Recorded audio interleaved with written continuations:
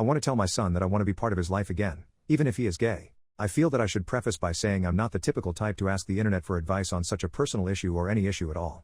But the unfortunate thing I've come to realize is that I can't discuss this with anyone I know. I'm in my late 60s and my son is in his late 40s. His mother and I divorced when he was young, and for all intents and purposes, I essentially raised him as a single father from a certain point onward. I did my best to raise him well and to be sure he had everything he needed, but I worked a lot of hours and was very career focused. I realize now I was somewhat absent. I'm also fairly emotionally reserved in general, at least when it comes to physically speaking. I'm better at writing. When he was in high school and in college he had several girlfriends, and one girl I thought he was very serious about for the majority of his time during his undergraduate education. They broke up. After that he never brought home any more girls or talked about any, and he moved away to attend medical school and we stopped talking as much as we had previously. I remember very distinctly one time while he was visiting on a break from school I was worried about him and I had asked if he was taking substances. He just looked physically ill and in a poor state. He assured me it was stress from school and he would be fine. But I remember this clearly because this visit home was when I first started to think he could be gay. Now the thing is, my son has never told me that he is gay even to this day, but it has become an unspoken acknowledgement between us. He has a roommate, that's how we mutually refer to him, and he's had the same friend for a long time. Sometimes I will ask about him but the answers are always short, basically that he's doing well. I think I know maybe 5 things about his friend after some almost 20 years, maybe longer. We speak on the phone occasionally as we live far away and this is something we never discuss much, if at all. Recently I've been doing a lot of thinking. I think I'm a poor father. Somewhere down the line I taught my son that we can't speak about who he is. I'll admit I'm not the most versed in this kind of lifestyle thing, but I don't want to be shut out from his life. I want to tell him that whatever this is, he's perfectly fine in my book and I love him. I want to know him and his friend, but I don't know how to tell him or what to say. I'm not sure if I should say boyfriend as again, he's never said anything to me about being gay, I've just pieced it together over time, so I'm not sure if that's what I should say. Should I just spontaneously bring this up with him?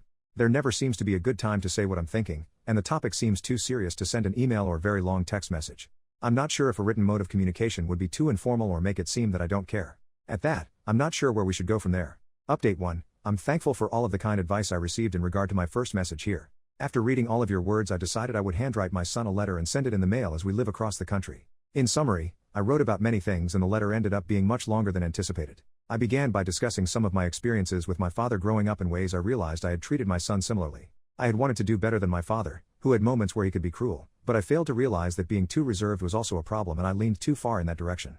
After his mother left I was depressed and I didn't deal with that as well as I should have. I apologized for being absent at work and for being emotionally unavailable at times when he would have needed me the most.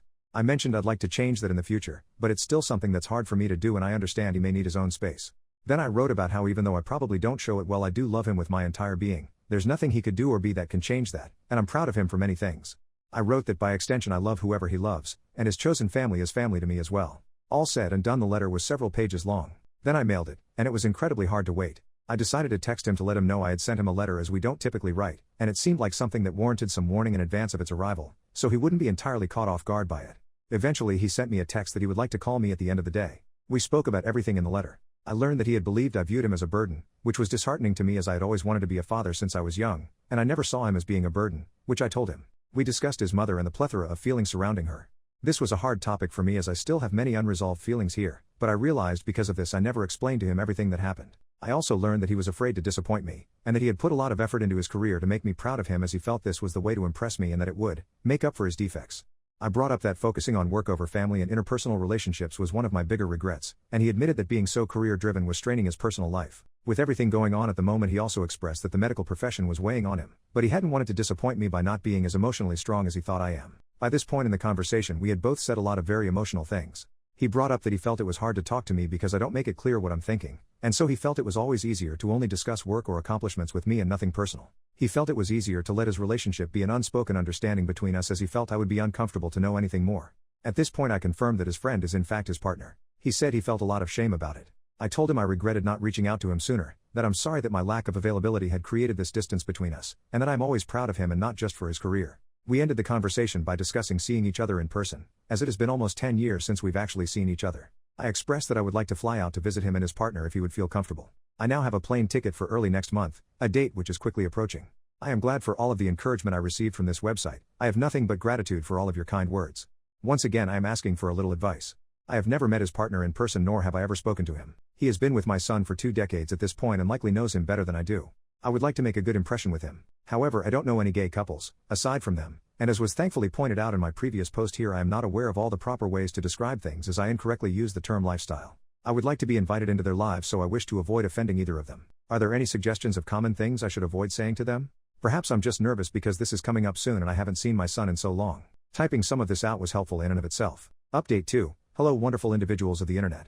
Almost half a year ago I posted here about reconnecting with my estranged gay son, and I received the encouragement I needed to push me to do what I knew was the correct thing in my heart. I went to visit them and I am incredibly overjoyed to say that everything went very well. While there, I had several emotionally tough conversations with my son, but I tried to listen from a place of wanting to understand and accepting that I have not always been the best father. While at times I felt incredibly hurt by what he had to say, it was mostly because I felt defensive and upset with myself that I had caused him to feel this way. I wasn't always sure how to respond, but it seemed that verbalizing that I felt this way and that I would need time to give him a proper and reasoned response to some of his comments, rather than a defensive one, was the right thing to do. I would then reflect on my own and give him the response he deserved from me. While there, I also had a discussion with his partner and I am glad that this man has been in my son's life. He is a truly good man, and he did say that he was cautious of me because of the past but that he hoped we could all move forward from it. I also learned on this trip that they are foster parents and have also adopted 2 beautiful children. I did not meet them on this first trip. My son was worried that having kept this information from me would cause me to become upset, and I was sad to have put myself in a situation where I wasn't involved. But ultimately I can only feel tremendously happy. Soon after that trip I flew out to visit them again after we had all recovered from the first trip. And soon after that I flew out a third time. I am relieved to say that after those first trips it is almost as though there was never any time we were apart and we have been talking every day. I have felt so much joy over being accepted back by my son, and for being accepted by his partner, and I am now working on selling my home and moving across the country to be nearer to them and my young grandchildren. This is a move they have welcomed and even suggested to me first. I had planned to write about my first trip, but it was quite an exhausting time for me. While it was absolutely necessary, it was also draining. After a time I forgot. But I have realized that had I never posted anything here, had I just kept up the way things were, I would never have had my son or his partner in my life as I do now, and I would never have known the children they have welcomed into their home. I only hope that moving forward I can live out my retirement watching my new, wonderful grandchildren grow into the bright people they will become. Nothing gives me more joy, and in part I have this place to thank for it. So thank you.